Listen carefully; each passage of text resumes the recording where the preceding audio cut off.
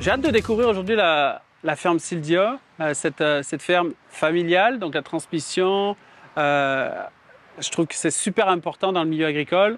Puis là, en plus, on est dans une ferme très diversifiée. Donc j'ai hâte de découvrir un petit peu l'organisation avec la boutique en plus qui est juste en arrière de nous. Il y a vraiment une âme ici, puis j'ai vraiment hâte de voir tout ça.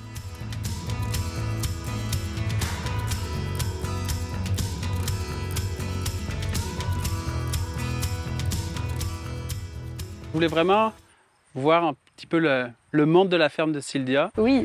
Je trouve que juste à discuter, là, il y a vraiment quelque chose qui est impressionnant dans votre travail, qui démontre un petit peu l'envie de se démarquer, puis j'aimerais ça que tu m'en parles. Oui, bien, la ferme Sildia, c'est une ferme familiale. Je suis la 4e génération de la ferme. Une ferme qui a quand même évolué avec les générations, c'est-à-dire qu'au départ, c'était une ferme laitière qui, par la suite, a évolué dans le sens qu'on a vendu le quota laitier. Et par la suite, on a commencé à faire de l'engraissement de bœuf. Mes parents ne pensaient pas nécessairement avoir de relève, 3 filles. Puis en fait, c'est ça, ils faisaient de l'engraissement un peu en attendant de voir qu'est-ce qui allait se passer avec tout ça. Puis moi, j'ai embarqué dans l'entreprise en terminant mes études en gestion d'entreprise agricole. Puis je me suis dit, bien, pourquoi pas diversifier notre offre et vendre nos produits par nous-mêmes, parce qu'à l'époque, c'était vraiment, tous les bœufs étaient vendus en gros à l'encan vivant.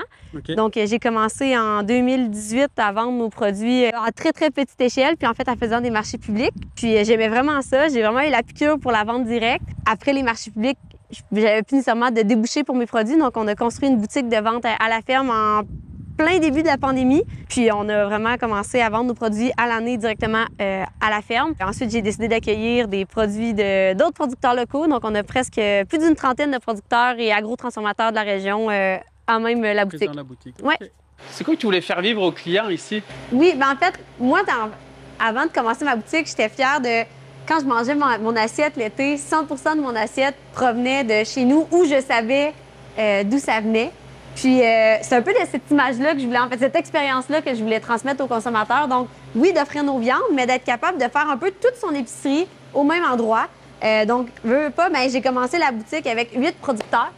Puis aujourd'hui, on est rendu avec plus de 30. Fait que dans le fond, vraiment, c'est ici qu'on retrouve tous mes amis de marché public, mais aussi un peu ceux de la région, en fait, les producteurs qui se démarquent du coin. Vous êtes une vitrine, en fait, des commerçants locaux, des commerçants du Québec. J'ai vu aussi qu'il y avait un petit peu de l'île d'Orléans. Il y avait, tu sais, c'est diversifié. Je trouve ça super intéressant. C'est ça. Puis on essaie de mettre en valeur, en priorité, les produits de Portneuf. Puis quand c'est pas possible, ben, on va le chercher du producteur le plus près possible. Ou, en fait, ce que j'aime beaucoup faire, c'est dire aux clients, d'être capable d'expliquer aux clients, en fait, qui a produit le produit, comment il a été fait, de dire que c'est le fromage de Charles, justement, c'est les pains de Bruno, d'avoir l'histoire derrière le produit, que, en fait, c'est une expérience qu'on ne pourra jamais avoir à l'épicerie. Pour ça, je pense que ça prend un contact avec le producteur. Puis c'est quelque chose que je travaille beaucoup avec l'ensemble des équipes. Je trouve ça super intéressant. Arnaud, on continue notre visite de Neuville. Je t'amène visiter plein d'autres kiosques de notre belle ville. Parfait, ça marche. Je te suis.